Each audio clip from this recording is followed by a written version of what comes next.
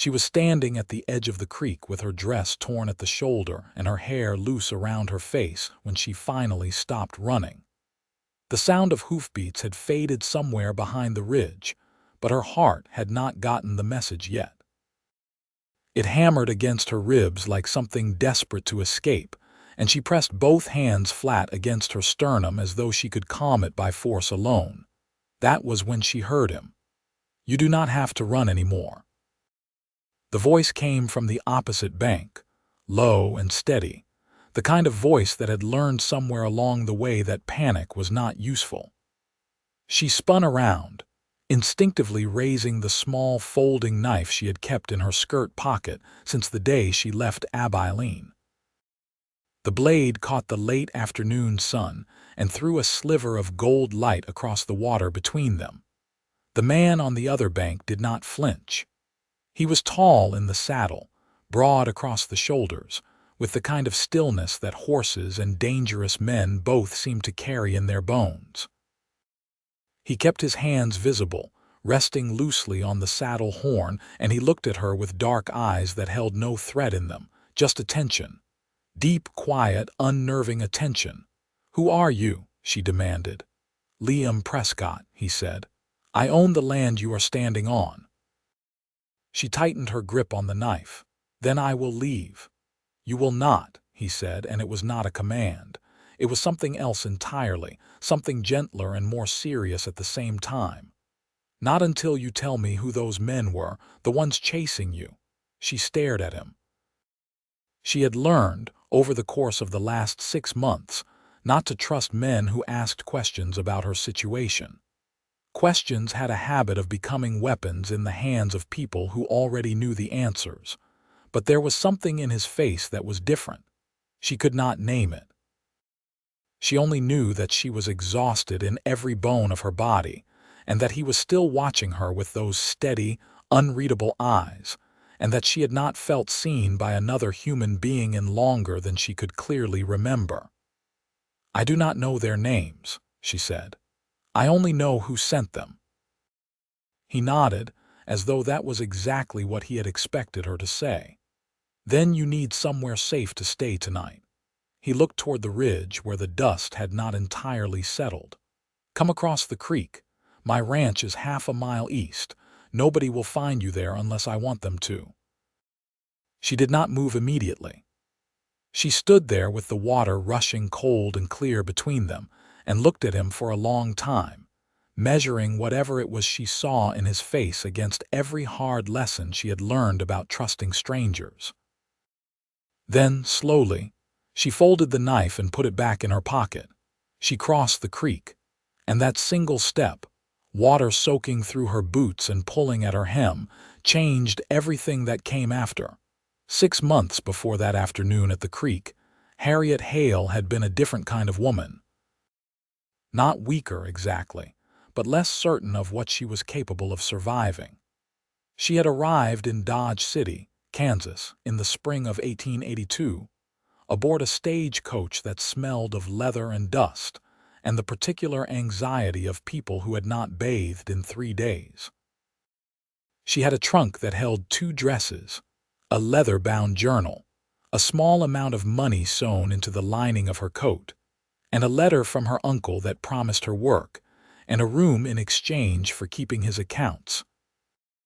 Her uncle was Harold Hale, who ran a general supply operation out of a wide wooden building on Front Street. Harold was not a cruel man by nature, but he was a weak one, which in Harriet's experience was often more dangerous.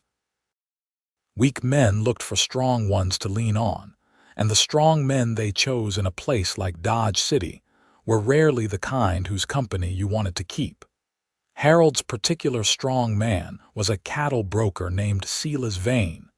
Harriet recognized Silas for what he was within the first week.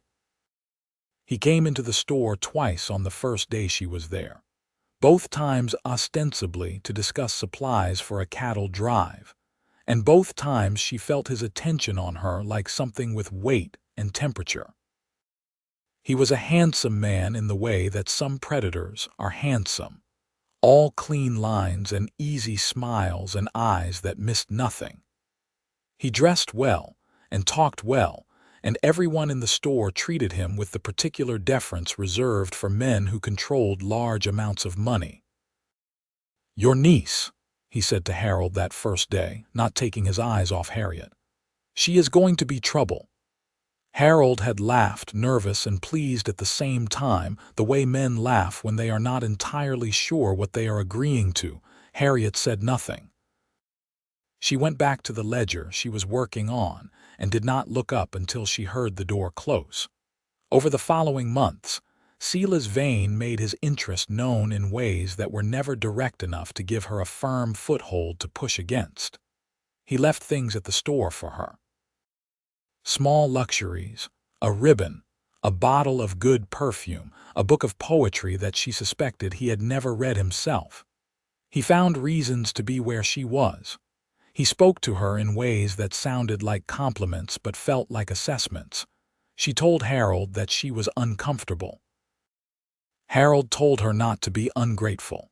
She told Harold that she did not trust Silas's motives. Harold told her that Silas Vane was the most important business relationship he had in the entire territory, and that she would be wise to remember her position. She understood then that her uncle had made some kind of arrangement that involved her, and that he did not have the courage to admit it to her face.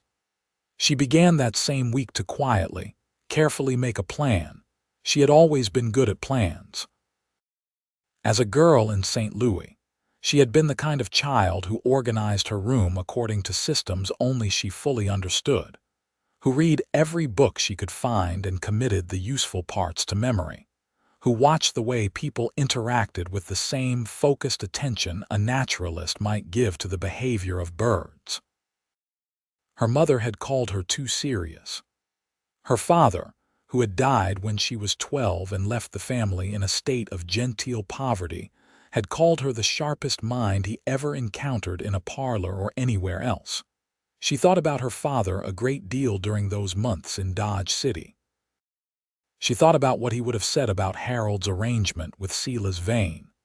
She was fairly certain it would have involved a great deal of very direct language and the immediate departure from the premises. Her plan was simple in outline and complicated in execution. She would stay long enough to save enough money to get herself out of Dodge City and to a place where Silas Vane's reach did not extend. She would keep her head down. She would give Silas nothing to work with, no encouragement, no visible fear, and no direct confrontation that might force things to a head before she was ready. For 4 months, it worked. Then, on a Tuesday morning in late September, she overheard a conversation through the thin wall between the store's back office and the storeroom, where she was inventorying a new delivery of dry goods. Harold and Silas, their voices low but not low enough, discussing what they called a business arrangement that made her stomach turn to ice. Silas had debts, significant ones, the kind that people in positions like his could not allow to become widely known without losing everything they had built. Harold had co-signed documents he now claimed he had not fully understood, and the solution they had arrived at together, with apparent mutual satisfaction, involved Harriet marrying Silas Vane within the month, not as a romantic proposition, as a financial transaction. Silas had connections to a wealthy cattleman in Texas who would forgive certain outstanding obligations in exchange for a suitable marriage that expanded Silas's social legitimacy. Harold would have his debt cleared. Silas would have what he needed.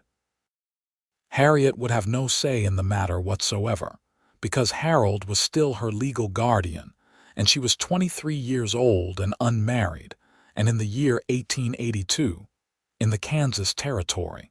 That made her a great deal more vulnerable than it should have.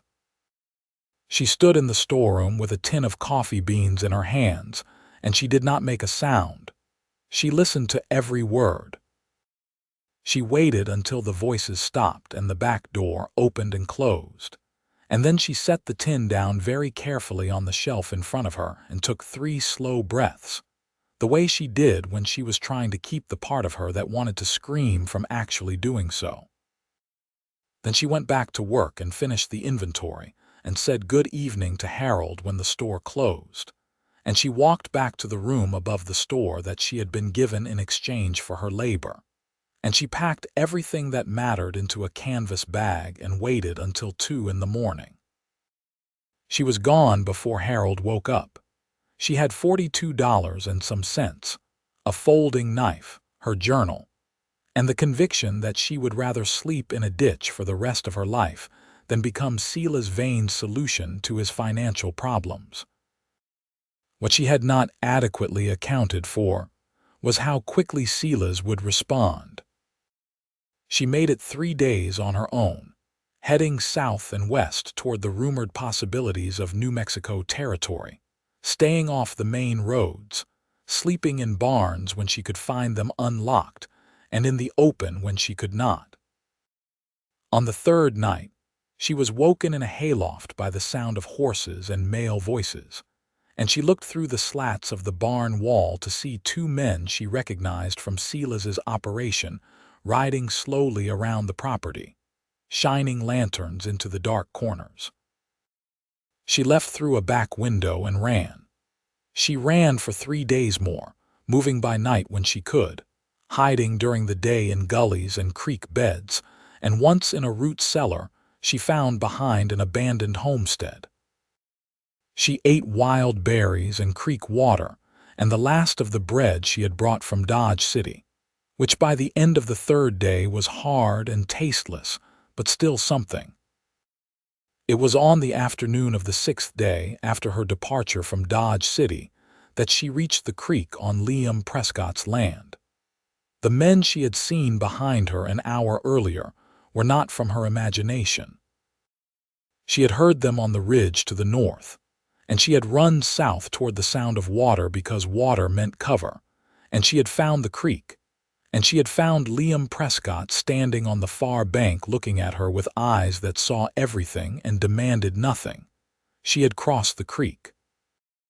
And now, she was sitting at her rough wooden table in a ranch kitchen that was larger than she expected, holding a tin cup of coffee that had been pressed into her hands by a heavy-set woman named Dora, who was the cook and housekeeper, and had the kind of face that looked as though it had decided a long time ago not to be surprised by anything that came through the door. Liam Prescott sat across the table from her. He had removed his hat, which revealed dark brown hair worn a little long and a face that was more interesting than conventionally handsome, all angles and weathering, and a jaw that suggested he had set his mind firmly against more things than he could probably count. He looked to be somewhere in his early 30s, maybe 32 or 33, the kind of age where a man has survived enough to be worth knowing. He did not push her to talk. He simply waited. She wrapped both hands around the warm cup and looked at the table between them for a long moment, and then she looked up and met his eyes and she said, "My name is Harriet Hale. I left Dodge City 6 days ago. A man named Silas Vane has hired people to bring me back, and I have no intention of going." "What does Silas Vane want with you?" Liam said. She told him. All of it, from the arrangement she had overheard to the nights in ditches and barns to the men on the ridge that afternoon. She told it plainly, without decoration or apology, the way she told all things she had no intention of being ashamed of. When she finished, the kitchen was very quiet except for the sound of Dora at the stove and the distant lowing of cattle. Liam was looking at her with that same focused stillness he had worn on the riverbank. There was something in it that should have made her uncomfortable, this much attention from a man she had known for less than an hour, but it did not. It felt instead like something she had not experienced in longer than she could clearly say. It felt like being taken seriously.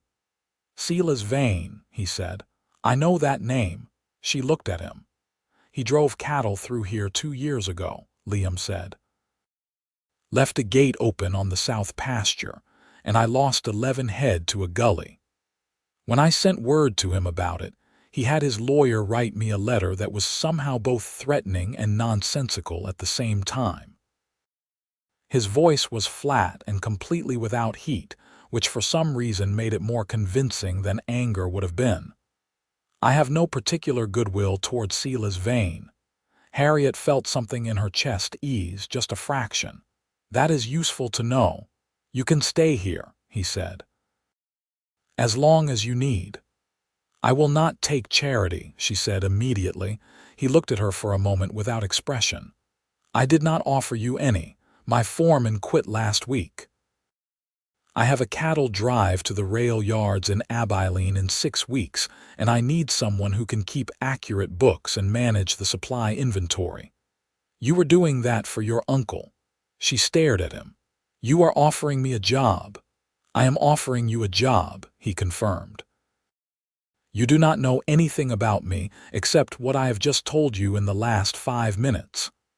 I know you crossed a creek toward a strange man on the strength of your own judgment about whether he was trustworthy, he said. And you crossed correctly. That tells me something. She studied his face for a long moment, looking for the secondary motive, the hidden angle, the thing underneath the surface that made this arrangement something other than what it appeared to be. She found nothing, not because he was unreadable, but because there was nothing to read. He meant what he said. I accept, she said. Dora at the stove made a sound that might have been approval. The ranch was called the Prescott Land and Cattle Company, which was not a romantic name but an accurate one. It covered 4,000 acres in the rolling grassland south of the Arkansas River, well watered and well fenced, running somewhere between 600 and 700 head of cattle, depending on the season. It employed 11 men, not counting Dora, who was not employed so much as permanent in the way that certain pieces of furniture become permanent, present and load-bearing, and impossible to imagine removing. Harriet was given a room in the main house, which was larger and more solid than most ranch houses she had seen or heard described. Liam had built it 7 years ago when he first bought the land, using good lumber and stone foundations, and it showed. It had 4 bedrooms, a proper kitchen, a sitting room with a good stone fireplace, and a separate office where the ranch's accounts were kept in a state of organized chaos that made Harriet's hands itch to sort within the first 5 minutes of looking at them. She spent her first full day going through those accounts, not because Liam asked her to, but because it was the most useful thing she could do, and she was constitutionally incapable of sitting still in the presence of a disorganized ledger. She found 3 billing errors that had been costing the ranch money, 2 contracts that needed renewal, and a pattern of supply purchasing that was efficient but could be made more so with some small adjustments. She wrote up her findings in a clear, organized summary and left it on his desk before dinner. He came into the kitchen that evening while Dora was serving supper, holding the summary and looking at it with an expression she could not immediately interpret. "You found this in 1 day," he said. "It was not difficult. The underlying system is sound. It just needed attention." He sat down at the table and was quiet for a moment, looking at the paper. "The billing errors go back 2 years. Yes, my former foreman was handling the accounts. I know, his handwriting is distinctive." She paused. "I did not want to suggest anything about his character. It may have been genuine error." "It may have been," Liam said, and his voice said that he thought it probably was not. He folded the summary and set it beside his plate. "Thank you. I am earning my keep," she said. He looked at her then with that full, direct attention again, and she felt it land somewhere in the center of her chest. "Yes," he said simply. "You are." The days settled into a rhythm. Harriet woke early and ate with the ranch hands at the long table in the kitchen, which she had offered to do rather than eat separately. partly because she was not precious about such distinctions, and partly because she understood that winning the trust of the men who worked this land was as important as winning the trust of the man who owned it. She spent the mornings in the office, managing the accounts and the supply lists, and the scheduling of the work that needed doing before the cattle drive. She spent the afternoons learning the operational side of the ranch by walking it, asking questions, and listening to the answers with the same focused attention she brought to everything. The ranch hands were cautious with her at first, the way men in that world were cautious with women who appeared unexpectedly in their midst.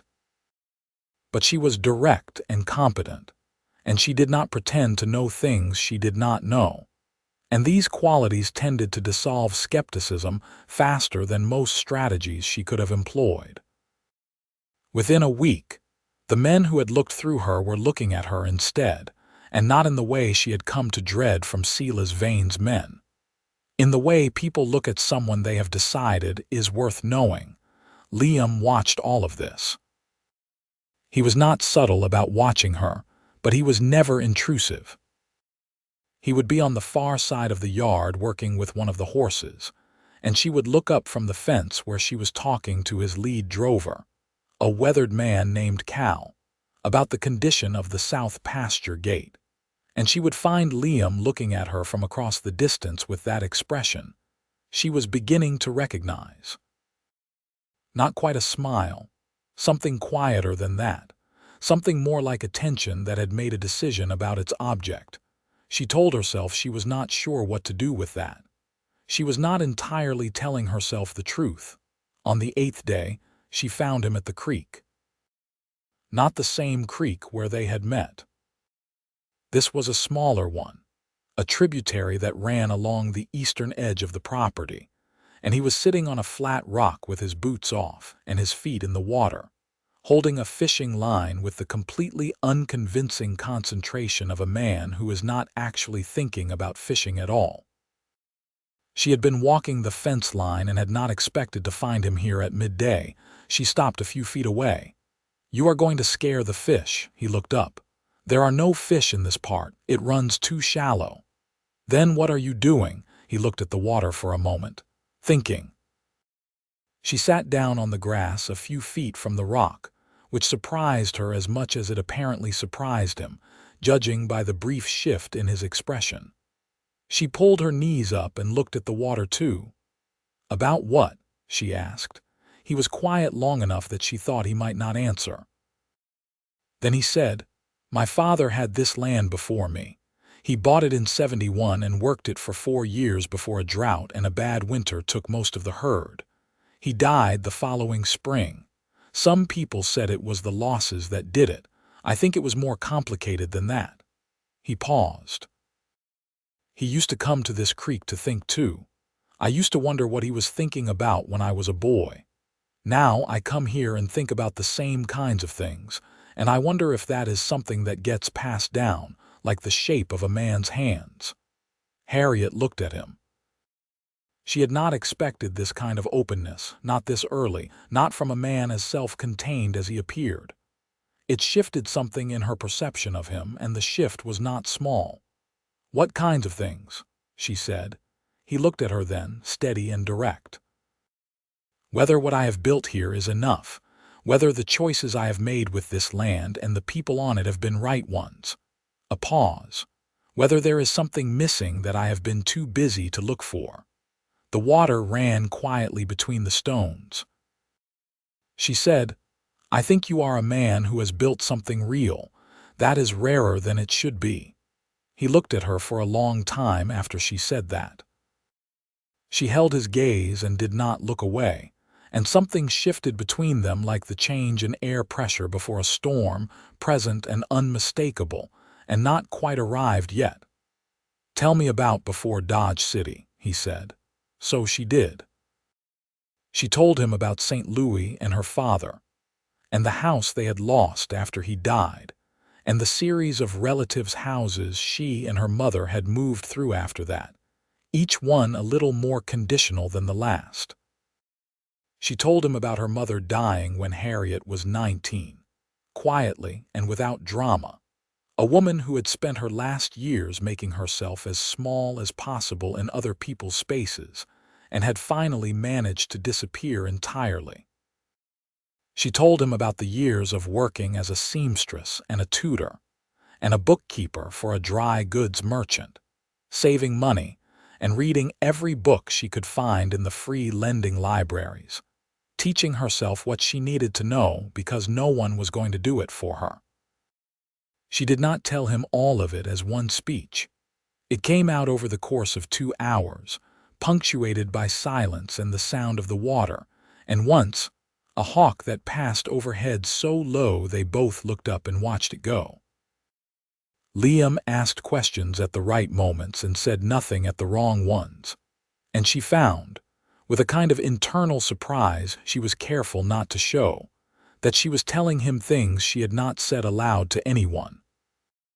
When the light began to go long and orange in the west, she stood and brushed the grass from her skirt. "I should get back," she said. "I want to finish the supply list for next week before supper." He stood too.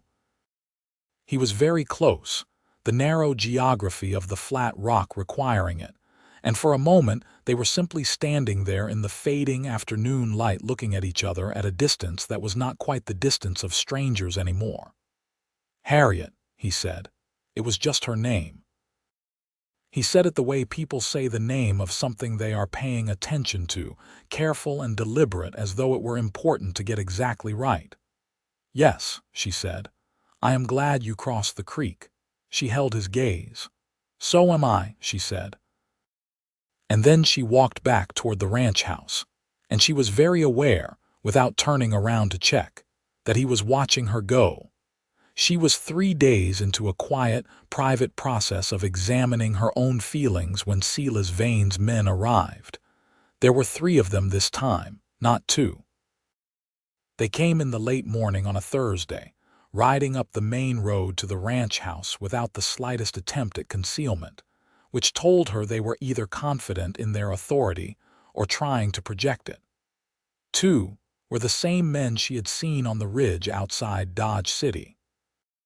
The third was new, older, with a deputy's badge on his coat that she recognized immediately as the kind of badge Steely's Vane could acquire in Kansas at very low cost through very specific mechanisms. She saw them from the office window and her stomach dropped. Then she made herself stand up straight, set down her pen, and walk outside to meet them before they could reach the front door. Liam was already in the yard. He had seen them coming from the barn, which meant he had been watching the road, and the fact that he had been watching the road told her that he had expected something like this was coming. He stood with his thumbs in his belt, relaxed and immovable, as the 3 men reined up. "Prescott," the older one with the badge said. "We are looking for a woman, Harriet Hale. She is wanted in Dodge City for theft." Harriet felt the words land like cold water. Of course. Steely's Vane was smart enough to make it official. "Theft," Liam said, and his voice was entirely neutral. "That is correct. Stole from her employer, Harold Hale of Hale's General Supply." The man with the badge looked past Liam and found Harriet standing in the doorway. His expression did not change. "There she is. We will be taking her back." "That is going to be complicated," Liam said, still not moving. "How so?" "Because she is employed by me, and because I know Harold Hale's operation, and the only thing that Harriet Hale could be accused of stealing from it is the opportunity to be treated as property rather than a person." He said it quietly and clearly, with the tone of someone presenting a documented fact. "I also have a considerable personal acquaintance with the legal processes available to private citizens in this territory, and I know that a stolen goods claim requires documentation and a proper warrant from a Kansas judge, both of which I suspect you do not currently have." The man with the badge was quiet for a moment. "I can get them," he said. "You can try," Liam said. In the meantime, you are on private land without cause or warrant, and I would appreciate if you would turn those horses around." The two vain men exchanged a look. The man with the badge studied Liam for a long moment, with the particular calculation of a man weighing his options and not finding any of them immediately satisfying. "This is not finished," the badge man said. "I did not imagine it was," Liam replied. They turned their horses. Harriet watched them go until they were over the ridge and out of sight. Then she let out a breath that she had apparently been holding for the entire conversation. Her hands were shaking slightly, which she found annoying. She pressed them flat against her skirts. Liam came to stand beside her. "They will come back with documentation," he said.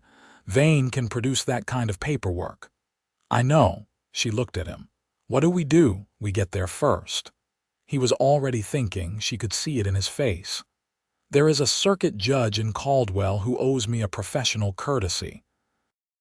We file a counter-statement about the nature of your departure and the coercive circumstances that necessitated it. We document everything, including the conversation you overheard and the terms of the arrangement Harold was party to." He paused. "Silas Vane does not want his financial troubles aired in a legal proceeding. He will drop this if we make it clear that proceeding will cost him more than retreating." "You know a great deal about legal strategy for a cattleman," she said. "I had to learn," he said simply. "This land has been contested 3 times since I bought it. You learn or you lose." She looked at him for a long moment in the morning light. He had positioned himself between her and those men without being asked. He had spoken on her behalf without diminishing her, without making her invisible in the transaction. He had treated her problem as something worth solving, not something to be managed or dismissed or used as leverage. She said, "Why are you helping me?" He looked at her steadily. "Because it is right," he said, "and because I would rather help you than not." It was not a declaration. It was something quieter and more honest than a declaration. She filed it carefully in the part of her that kept the things that mattered. They rode to Caldwell the next day. Harriet and Liam and Cal, who came along as an additional witness and, she suspected, because Liam trusted him in the way you trust someone who has been at your shoulder through difficult things. The circuit judge was a compact, precise man named Alderman, who received them in his office with the mild expression of someone who had heard most of the stories that could be told in his particular corner of the world. Harriet told hers clearly and in detail.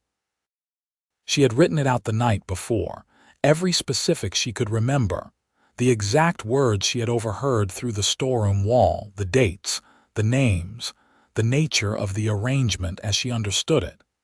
She was a good writer. Precise and organized and capable of making a compelling factual case without embellishment. Judge Alderman read what she had written, asked several pointed questions, looked at Liam once with an expression Harriet could not fully interpret, and then looked back at her.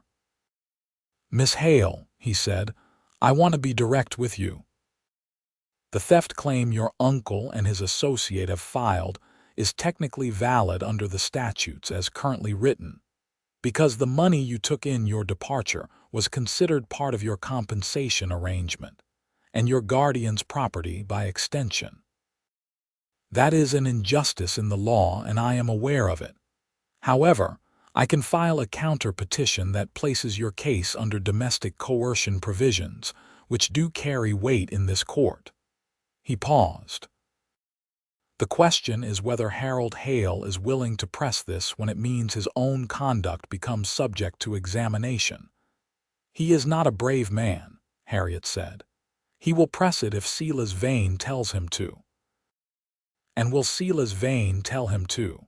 Judge Alderman said, "if pressing it means his financial difficulties become part of a public legal record." She understood. It was the same calculation Liam had described, brought to its formal conclusion. "He will not," she said.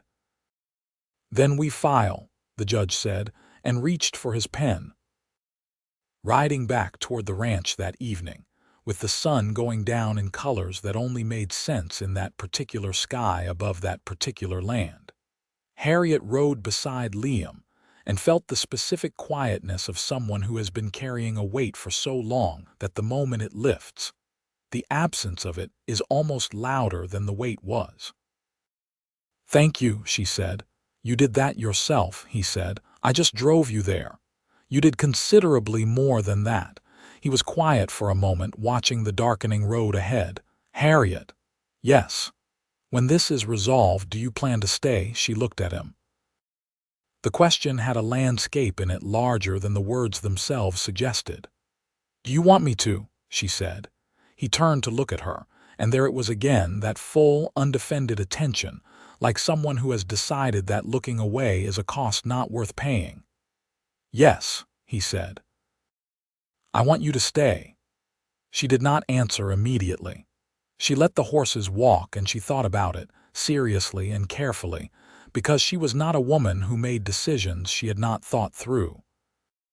She thought about St. Louis and the years of careful smallness, the years of making herself fit into spaces that were not built for her. She thought about Dodge City and Harold's kitchen, and the chill of overhearing those words through a thin wall. She thought about the creek, and the man who had said she did not have to run anymore. "I think I would like that," she said finally. He nodded, and she could see in his profile that something in him had relaxed that she had not known was tense. 2 weeks later, a letter arrived from Judge Alderman. Sela's Vane had withdrawn the theft claim. Harold Hale had sent a separate, brief, and notably graceless communication indicating that he considered the employment arrangement between Harriet and her uncle to have been concluded satisfactorily, and that he expected no further contact. There was no acknowledgement of wrongdoing, no apology, no indication that he understood what he had been willing to do to his niece in the service of a man's financial convenience. She read both letters once. Then she set them in the fireplace and watched them burn. Liam came into the sitting room while the last of the paper was still glowing at the edges and looked at the fireplace and then at her face. "All right," he said. "Yes," she said, and she meant it. The cattle drive to Abilene was 3 weeks out when the full weight of the organizational work became apparent. Harriet had known it would be significant, but knowing and experiencing were different things. There were 612 head to be moved, 11 days of trail driving, supply needs for 14 men, arrangements with the rail yard buyers, contracts to be confirmed, and approximately 47 things that could go wrong on any given day of the drive itself. She threw herself into it with the kind of focused energy she had spent most of her life applying to problems that were not her own. This one was hers, or close enough that the distinction did not feel significant. She restructured the supply purchasing, negotiated a better price on grain and provisions from a merchant in nearby Medicine Lodge who Liam had previously not dealt with, cross-checked the contract terms with the Abilene rail buyers, and found a discrepancy in the weight calculations that would have cost the ranch $40 on the final settlement. Liam watched all of this with an expression that he tried to keep neutral and did not entirely succeed. "You enjoy this," he said one evening when they were both in the office, she at the main desk and he at the secondary table going through correspondence. She looked up. "Yes." "It does not feel like work to you." "It does, but it is the kind of work that feels like it has a shape, like you are making something." She paused. "My father used to say that the best kind of work is work that leaves the world more organized than you found it." He was quiet for a moment, looking at her in the lamplight. The office was small and the lamp threw warm, close shadows, and she was suddenly very aware of the proximity, of the way the evening had settled around them into something easy and familiar. "Tell me more about him," Liam said. She did. And then he told her about his own father, more than he had said at the creek, the early years on the land and the drought and the grief that came after, and the years he had spent building this ranch back from almost nothing with the stubborn conviction that his father's land deserved to be cared for the way it had not quite managed to be in the end. He talked about what he had wanted this place to be, not just a working operation but a home, a real one, the kind that could hold the weight of a life. "You have built that," she said. He looked at her across the desk. "I think it was missing something," he said. "I think it still is." She held his gaze. "Liam, I am not trying to rush you," he said quickly, with a sincerity that made the quickness of it endearing. "You have been here 3 weeks and you are barely out of a difficult situation. I am not a man who confuses urgency with wisdom." "I know that," she said. "It is one of the things I find most compelling about you." He went very still. She said, "I grew up being invisible. In the houses we moved through after my father died, in the boarding arrangements after my mother in my uncle's store. I was useful to people or I was in the way, but I was not seen. Not the way you look at me." She paused, choosing the next words carefully. "You look at me like I am someone worth looking at, and I am not accustomed to that, and it frightens me a little, and I think you should know that." He had turned fully toward her now. His expression was open in a way she had not seen it be before, careful and serious, and something underneath that was neither of those things. "I have looked at you," he said, "since the moment you crossed that creek. Not because of how you look, though I think you know what I would say about that if you wanted me to. Because of what you are, the way you think, the way you carry yourself through hard things without pretending they are not hard. The way you walked into this office on your second day here and found 3 billing errors and wrote them up as though it was simply what anyone would do." Something that was close to a smile moved through his expression. "I have not looked away once." She stared at him. Something in her chest was doing something unprecedented that she was not prepared to analyze at the moment. She said, in a voice that was quieter than she intended, "I never thought anyone would see me." The words came out barely above a whisper. She had not planned to say them. They were true in a way that bypassed her usual careful management of what she said and did not say. He stood up from his chair and walked the 3 steps around the desk to stand in front of her, and he said, "I have not looked away once, and I do not intend to." And there, in the lamplight of a ranch office in the grassland south of the Arkansas River, on a Tuesday evening in October of 1882, with the paperwork for a cattle drive spread across the desk between them, and the smell of wood smoke coming from somewhere outside, Harriet Hale let herself be seen. He took her hand, asking the question with the touch before he asked it with words. She turned her palm and held his hand back. And they stood like that for a long time, not speaking, not needing to, in the particular silence of 2 people who have found each other after long and different kinds of being alone. He kissed her the following evening. It was not a grand gesture. She kissed him back with considerable interest. When they separated, the storm was closer and the first drops of rain were just beginning to touch the porch rail. "I would like to do that again," she said. "I would be honored," he said. She laughed, which surprised her, and then he was smiling, really smiling, and it changed his whole face into something younger and warmer than she had seen yet. And she thought that she would very much like to spend a great deal of time finding out what else made him smile like that. The cattle drive left at dawn 2 weeks later. Harriet did not ride the drive itself. It was not that she was incapable of it, and it was not that Liam excluded her. It was a practical matter of division of labor.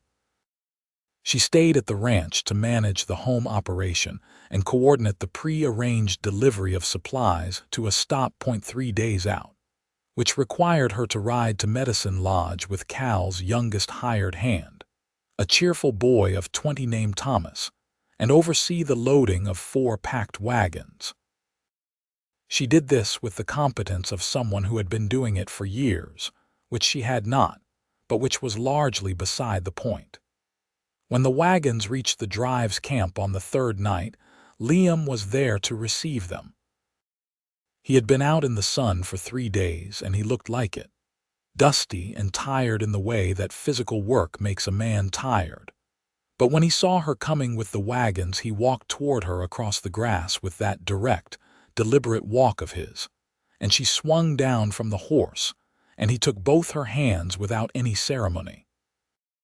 "You found everything," he said. "I found everything," she confirmed. "And I added 2 extra cases of salt pork because your supply estimate was optimistic." "You were right," he said. "We were already short." He looked at her in the early evening light. "I missed you." "3 days," she said mildly. "Yes," he said. 3 days." And he said it in a tone that made clear that 3 days was exactly as long as he intended to find difficult for the foreseeable future. She allowed herself to feel pleased about that. The drive was successful. 609 head reached Abilene, a loss of 3 to a muddy crossing that was better than the average. And the rail yard buyers paid a fair price under the contract terms she had negotiated, minus the $40 that would have been missed if she had not caught the weight discrepancy. The final settlement was the best the Prescott Ranch had realized in 4 years, and Liam told her this over supper in the hotel in Abilene, where they had taken rooms for the night before the ride back. "The difference," he said, setting down the final accounting sheet on the table between them, "between this year and last year is largely a function of better contract management and supply cost reduction." "That is an extremely unromantic way to thank someone," she said. He looked up from the paper and his expression shifted. "No," he said. "That is the factual portion. The other portion is that I am profoundly grateful you crossed that creek, and that I am more certain than I have ever been about anything practical in my life, that I would like to know you for a very long time." She looked at him across the table in the hotel dining room, with the noise of Abilene around them and the autumn light coming through the windows and the accounting sheet between them that had her handwriting all over it. "Liam," she said. "Yes. Are you asking me something?" He held her gaze steadily. "I am trying to build toward asking you something. I want to do it correctly." She smiled at him, slow and deliberate. "Take your time," she said. "I am not going anywhere," he smiled back. And it was the same smile she had discovered on the porch before the thunderstorm, young and warm, and capable of doing something significant to her composure. They rode back to the ranch over 2 days, taking it slowly because the men and horses had worked hard and deserved the rest of an easy pace. On the second evening of the return journey, they camped beside a wide, slow stretch of the Arkansas River with a fire going, and the stars overhead in the complete, unimpeded abundance that was only available far from the lights of any town. Harriet was sitting near the fire writing in her journal when Liam sat down beside her. The men had mostly settled, some sleeping and some talking quietly at the far end of the camp, and the night was cool and clear and full of that particular western quiet that was not really silence but the gathered sound of the land at rest. "What are you writing?" he said. "Everything," she said. "I've kept a journal since I was 13. My father gave me the first one." He was quiet, looking at the fire. Then he said, "Harriet," she put down her pen and looked at him. "I would like you to marry me," he said. "Not because the ranch needs a better accountant, though it does. Not because you have nowhere else to go, because you do, you could go anywhere. Because I have not wanted anything the way I want the next 50 years to have you in them. Because this ranch is a home, but it is not complete, and I think you know why." He paused. "Because you whispered something to me in that office 3 weeks ago, and I have thought about it every day since, and I want to be the person who keeps seeing you, for the rest of my life, if you will have me." The fire crackled. The river moved somewhere in the dark. She looked at his face, this man who had built something real and strong out of hard land and harder years, who had offered her work when she needed it and defended her when she needed that too, who had stood at the edge of a creek and looked at her running and said she did not have to anymore, who had looked at her, really looked and not once looked away. "Yes," she said. He exhaled, and she could see the relief in it, genuine and unguarded in a way that touched her more than any polished declaration could have. "Yes," he repeated, as though confirming it for himself. "Yes," she said again, and she was smiling now, and then he was too. And then he took her hand and she leaned her head against his shoulder in the firelight, and they sat like that while the river moved and the stars made their slow crossing. And she thought that this was the thing she had not quite known she was looking for when she packed her canvas bag and left Dodge City in the middle of the night. Not safety, not just safety, a place in the world that was genuinely hers, a person who saw her clearly and chose her fully, a home that was not contingent on her making herself small enough to fit. They were married in the spring of 1883. The ceremony was in Medicine Lodge, at the small white church that served the surrounding ranching community, on a Saturday morning in May when the grass was coming in green, and the air smelled like rain and new growth. Harriet wore a dress she had made herself from good blue wool fabric, because she was practical about expenditure and skilled with a needle, and because she wanted to wear something she had made rather than something purchased, on the particular theory that the things you make yourself belong to you in a way that things you buy do not entirely. Liam stood at the front of the church with Cal beside him as his witness, in a clean dark suit and a collar that he clearly found uncomfortable but was wearing without complaint. And when Harriet came through the door on the arm of Judge Alderman, who had agreed to the honor when asked, she saw Liam's face change in a way that she would carry with her for the rest of her life. Not surprise, not even quite joy, though joy was in it. Something that looked like arrival, like a man who has been traveling for a long time and has finally found the place he was going. Dora cried audibly from the third row. Thomas, the cheerful young hired hand, nearly dropped the ring and caught it with an expression of profound personal relief. The minister asked if Harriet took this man. "With all that I have," she said, and she meant every syllable. The minister asked if Liam took this woman. "From the moment she crossed the creek," he said, and it was not the expected wording, but the minister seemed to understand it was the truest available answer. And he pronounced them married under the blue Wyoming sky while the congregation approved, and Dora continued to cry, and Cal shook Liam's hand with the particular force of a man who has been wanting this outcome for longer than anyone gave him credit for. Their first year of marriage was, in the particular way of first years, both simpler and more complicated than anything either of them had expected. Simple because they fit together. Because Harriet's precision and Liam's steadiness made a combination that was greater than the sum of the parts in ways that showed up practically every day, in how the ranch ran, and how decisions got made, and how the long evenings passed in the office or on the porch with two people thinking alongside each other about the same problems. Because she made him laugh more than he had laughed in years, and because he made her feel safe in a way that took some getting used to. The bone-deep, genuine safety of someone who has chosen you openly and keeps choosing you every day. Complicated because Harriet was not accustomed to relying on anyone and kept having to catch herself reverting to the habits of solitude.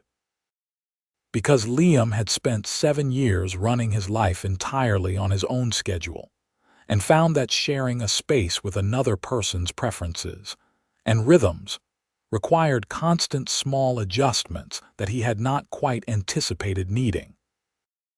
Because there were conversations that took time to find the words for and feelings that took time to grow into the shape. They needed to be in before they could be examined. They navigated all of it. Not always perfectly, not always immediately, but with the consistent willingness of two people who had both learned the hard way what a relationship without genuine respect looked like, and had decided together that this one would not be that. In the early months, Harriet sometimes still woke in the night with the echo of running. The feeling of the 6 days between Dodge City and the creek would come back in the dark, the exhaustion and the fear and the way the world had felt entirely hostile and without anchor. She would lie still in the dark of the ranch house bedroom and listen to Liam's steady breathing beside her, and feel the specific warmth of the room and the specific solid reality of the life she had built here, and the running feeling would recede. One night he woke while she was lying there doing this. He did not ask what was wrong. He simply turned toward her and put his arm around her, and she pressed her face against his shoulder, and he held her with the patient completeness of someone who understood that some things did not need to be talked about at 2 in the morning. Just witnessed, just held. She fell asleep like that and did not dream about running. The second year brought a drought that scared everyone in the region. The grass turned pale and brittle by late July, and the creek on the east side of the property dropped to half its normal flow. Liam made decisions about water management and herd rotation that Harriet helped him work through on paper, mapping the water sources and calculating the carrying capacity of each pasture under reduced rainfall conditions. They brought the herd through with fewer losses than most neighboring operations, partly through practical planning and partly through Liam's willingness to take a short-term financial hit by selling off 200 head early, rather than risk losing them to the heat. When the rains came back in September, the relief in the whole region was physical. The men rode out in the first real downpour and stood in it. Harriet stood on the porch and watched the rain come down across the grassland and thought about the resilience of things that had good roots. That autumn, she told Liam she was expecting their first child. He went completely still for a moment in the way he went still, when something affected him more deeply than his composure could entirely contain. Then he crossed the kitchen in 2 strides and picked her up, which was not something he had ever done before, and she made a sound of surprised laughter against his shoulder. "Liam Prescott," she said, "set me down." "In a moment," he said. And he held her for the moment, and then he set her down carefully and looked at her face with an expression she had not seen before, something raw and luminous. And she touched his face with both hands because she wanted to, and because he needed her to. "You are going to be a wonderful father," she said. "I know this the way I know things I am certain of." He turned his face into her hand. "I am going to try very hard to be," he said. "That is all I know." Their son arrived in April of 1884, with considerably more noise and effort than any of the participants had ideally hoped for, attended by a capable midwife from Medicine Lodge named Mrs. Farrow, who had the manner of someone who viewed the intensity of human birth with professional but genuine warmth. Dora was present, and was somehow simultaneously completely useful and completely in the way in a manner that was entirely characteristic of her. Liam waited outside the bedroom door for 4 hours with the specific controlled anxiety of a man who has decided that pacing is beneath him, and is almost managing it, when Mrs. Farrow came to the door and said he could come in. He found Harriet propped against the pillows with color in her cheeks and exhaustion in her eyes and his son in her arms. A small, red-faced, deeply determined-looking person who had apparently entered the world with the same decisive energy that characterized his mother. Harriet looked up when Liam came in, and her face was tired and absolutely radiant at the same time. "Come and meet your son," she said. Liam sat on the edge of the bed and looked at the small face in the blanket. The baby looked up at him with the unfocused but apparently disapproving gaze of the very newly born. "He looks like you," Harriet said. "He looks like someone with serious complaints about the current situation," Liam said. She laughed.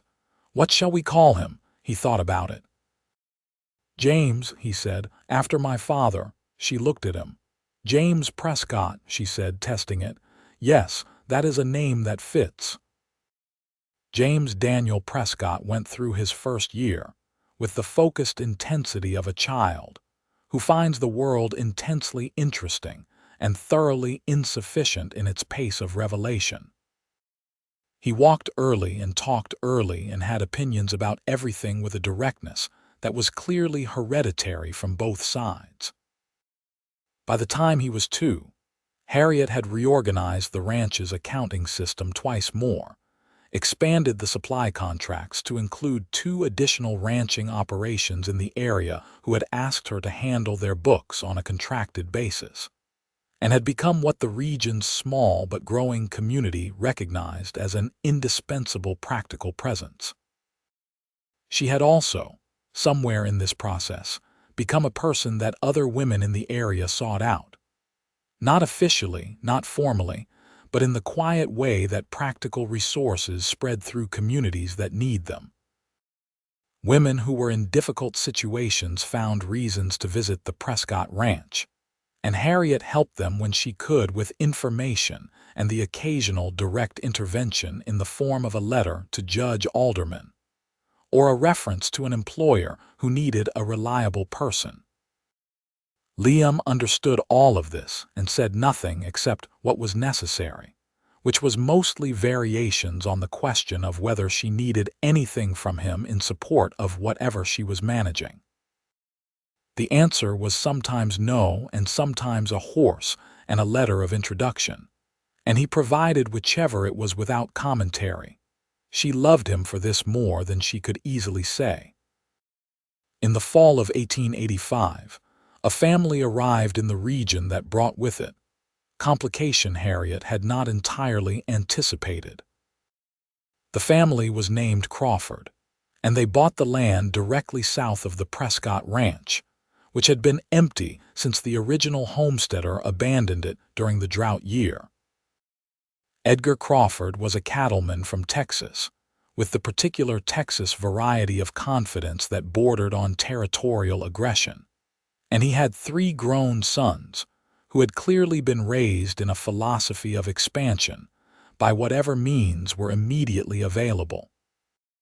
Within a month of their arrival, Edgar Crawford had sent a formal communication to Liam asserting that the fence line between the 2 properties was incorrectly located, and that 12 acres of Prescott land were properly Crawford land under the original survey maps.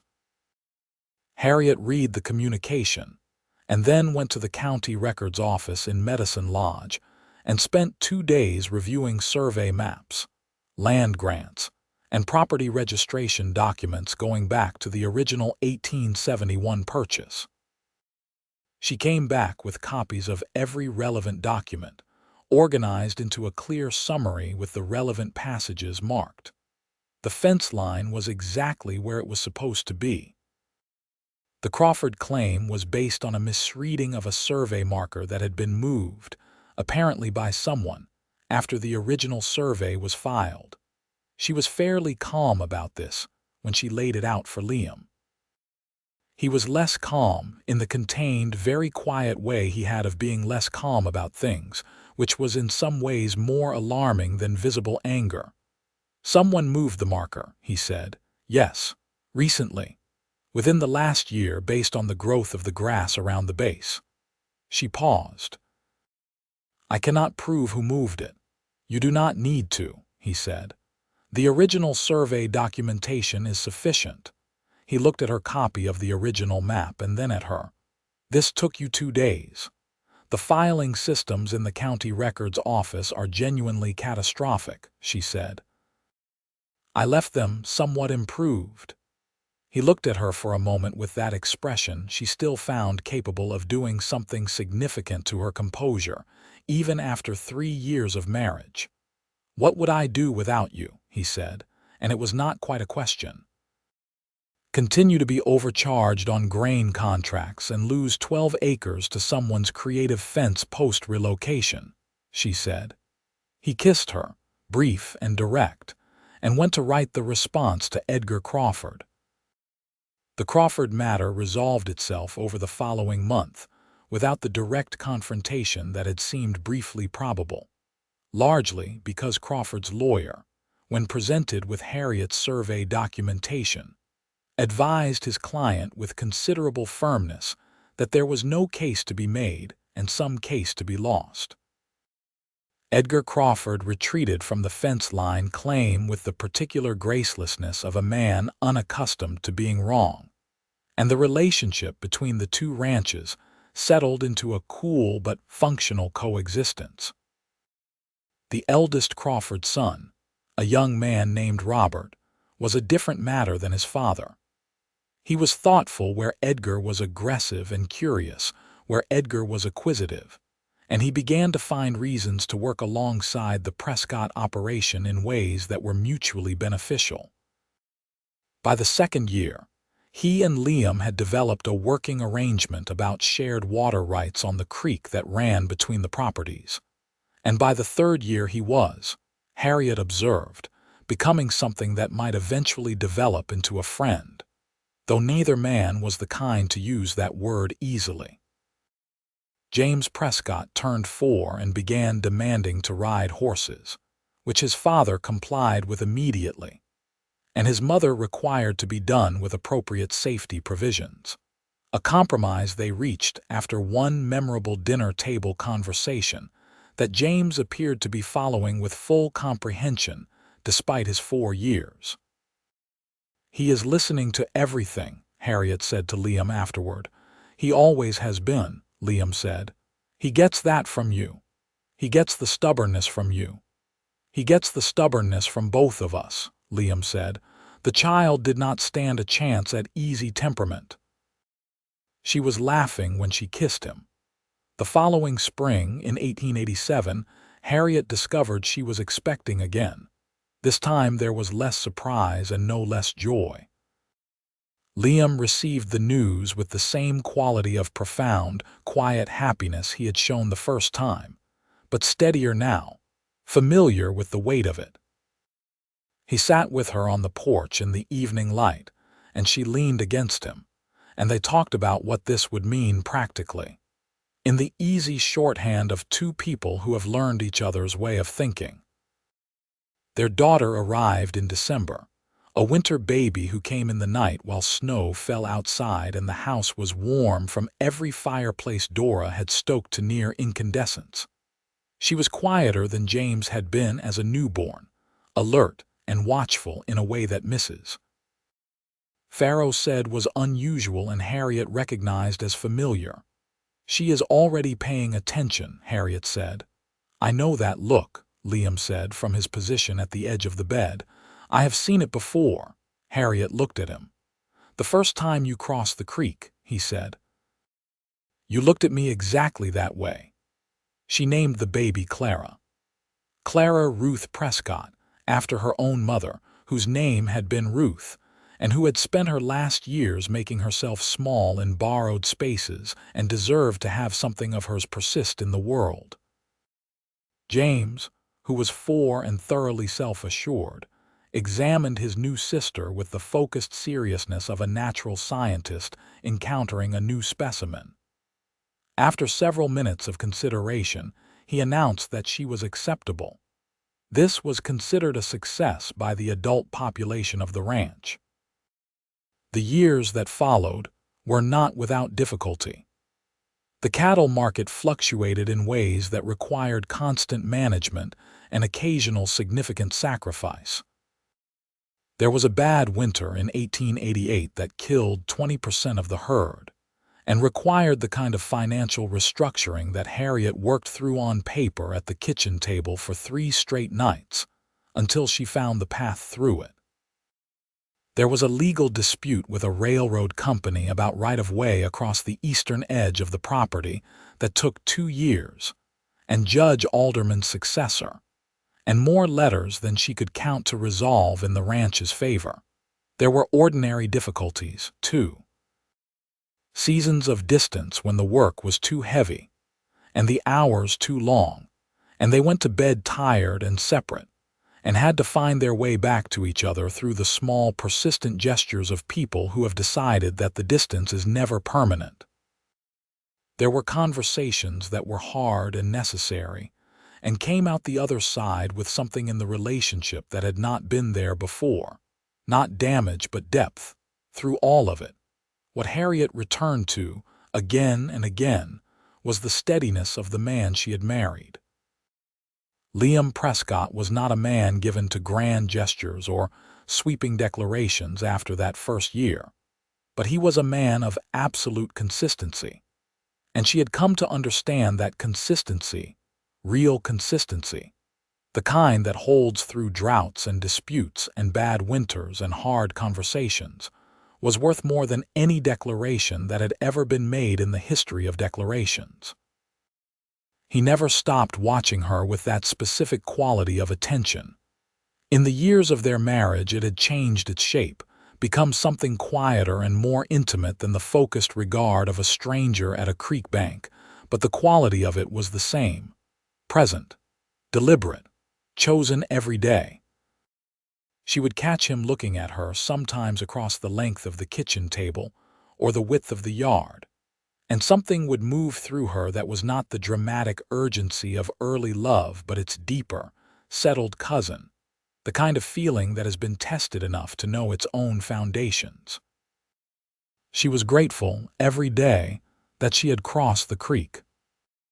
In the summer of 1890, James Prescott turned 6 and announced with complete confidence that he intended to run the ranch when he grew up, but that he also intended to learn to read every book in the county, and that these two ambitions were not in conflict. His mother agreed with him entirely. His father looked at him for a moment, and then said that he would make sure there were enough books, and the expression on his face was the one Harriet most associated with him, when she thought about what the word happiness actually looked like in a specific human face. Clara was 3 and spoke in complete and complex sentences, and had recently developed an abiding interest in the horses, which she pursued with the same watching, absorbing focus her mother had always brought to whatever interested her. She and Liam had a particular bond that Harriet observed with something that was entirely without jealousy and entirely full of warmth. He took her out to the paddock in the mornings and showed her the horses with the patient, thorough attention of someone who understood that a child who watches carefully is learning things that cannot be taught. On an August evening that year, Harriet was sitting on the porch after supper while the light went down in its particular August way, long and golden and almost unbearably beautiful. James was inside with Dora, who was teaching him to play checkers with the seriousness of a professional undertaking. Clara was asleep. The ranch was quiet in the way it got quiet in the evenings, the sound of it settling into itself. Liam came and sat beside her, as he had on 1,000 evenings in 100 variations, and they were quiet together for a while looking at the land. She said, "Do you remember what you said to me in the office that first month, before you had asked me anything, before anything had been said between us?" He thought about it.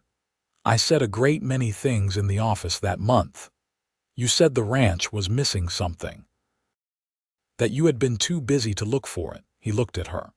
"I remember. I think about that sometimes," she said, "about how close it was. If I had taken a different road out of Dodge, if you had not been watching the east pasture that afternoon, if I had stayed on my side of the creek." He was quiet for a moment, then he said, "I think we would have found each other anyway." "That is a romantic answer," she said. "I am trying it out. I do not have your facility for sentiment." She laughed, soft and genuine. You have more facility than you admit." He took her hand. They sat in the August evening with the land spreading out before them in the last of the golden light. 8 years of shared life behind them, and all the uncounted years ahead. The ranch that had become theirs and the children who were becoming themselves within it, and the ordinary, extraordinary fact of 2 people who had found each other against the odds and stayed. "Harriet," he said, "yes, I have never once regretted a single day." She turned to look at him. His face was as familiar to her now as her own, the angles and the weathering and the jaw set against the world and the eyes that had been watching her since that first afternoon at the creek. She knew every expression in it. The thinking one and the worried one, and the one he wore when the land was doing something beautiful, and the one he wore when one of the children made him proud. She knew the smile that changed his whole face, and she had been fortunate enough to see it nearly every day for 8 years. She turned his hand over in both of hers and held it. "Nor have I," she said. "Not one." The stars came out above the grassland, the same abundance of them that she had first seen on that return ride from Abilene, when he had asked, and she had said yes in the firelight beside the river. The land was dark and wide, and the house behind them was warm with lamp light, and the sound of Dora and James debating the rules of checkers. She was not running. She had not been running for 8 years. She was simply here, in the home that was hers, beside the man who had looked at her from across a creek, and not once looked away. And the word for what she felt, sitting in that particular evening with her hand in his and the stars above the grassland, and the life they had made together pressing warm and real against every memory of being invisible, was not just love, though it was that absolutely and completely. The word was whole. She had spent so many years being a partial thing, contained in other people's definitions of what she could be or what she was worth, moving through spaces that were not hers, making herself fit into shapes that were not her own shape, surviving and adapting and carrying herself forward through the sheer force of being too stubborn to stop. And she had come out the other side of all of it, through the 6 running days and the creek and the office and the ledger books and the circuit judge and the cattle drives and the drought years and the fence line dispute and everything else, and she had come out whole. He had not made her whole. She was clear about that in her own mind because it was important to be clear about it. She had made herself whole, but he had been the witness to it, steady and present and looking, and that had mattered more than she had known how to say until now. "Liam," she said. "Yes. Thank you for not looking away." He was quiet for a moment. When he spoke, his voice had the same quality it had had that evening in the office, low and serious and completely certain. "Thank you for crossing the creek," he said. She leaned her head against his shoulder. His arm came around her. Above them, the stars continued their patient, uncountable crossing of the August sky, and the grassland spread wide and dark toward every horizon.